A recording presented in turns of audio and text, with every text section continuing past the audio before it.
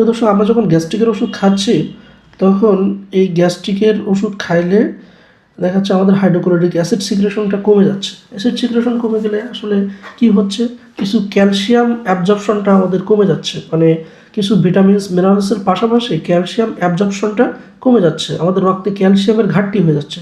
তখন রক্ত কি বলবে, যেহেতু তার হার্ট কাজ করানো লাগবে, ব্রেন কাজ করানো লাগবে, পেশি কাজ করানো লাগবে, তখন রক্ত বলবে যে আমার ক্যালসিয়াম দরকার। তাহলে আমরা যে খাবারটা খাচ্ছি সেখান থেকে যেহেতু ক্যালসিয়ামটা শোষণ হতে পারছে না, হাড়ের ভিতরে যে ক্যালসিয়ামটা সঞ্চিত ছিল সেটা কিন্তু পরবর্তীতে ব্লাডে যাবে, গিয়ে সেই ভারসাম্য রক্ষা করবে।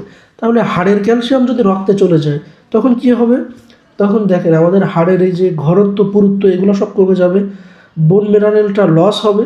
লস হলে হাড়ের পুরুত্ব ঘনত্ব যেহেতু কমে যাচ্ছে, তাহলে অল্প কোনো আঘাত পেলেই হাড় ভেঙে যাওয়ার সম্ভাবনা থাকবে। এর পাশাপাশি দেখা যাচ্ছে অস্টিওপোরোসিস হতে পারে। তো প্রিয় দর্শক, যারা দীর্ঘদিন ধরে গ্যাস্ট্রিক ওষুধ খাচ্ছেন এখনই সাবধান হবেন, গ্যাসের ওষুধ অপ্রয়োজনে খাবেন না। অবশ্যই প্রয়োজনে খেতে হবে। যদি গ্যাস্ট্রিক আলসার বা ডিউডিনাল আলসার বা পাকস্থলী আলসার থাকে তাহলে গ্যাসের ওষুধ সেবন করা যাবে। অবশ্যই আপনার নিকটস্থ একজন এমবিবিএস ডাক্তারকে দেখিয়ে নেবেন। ভালো থাকবেন সবাই, সুস্থ থাকবেন। আসসালামু আলাইকুম ওয়া রাহমাতুল্লাহ।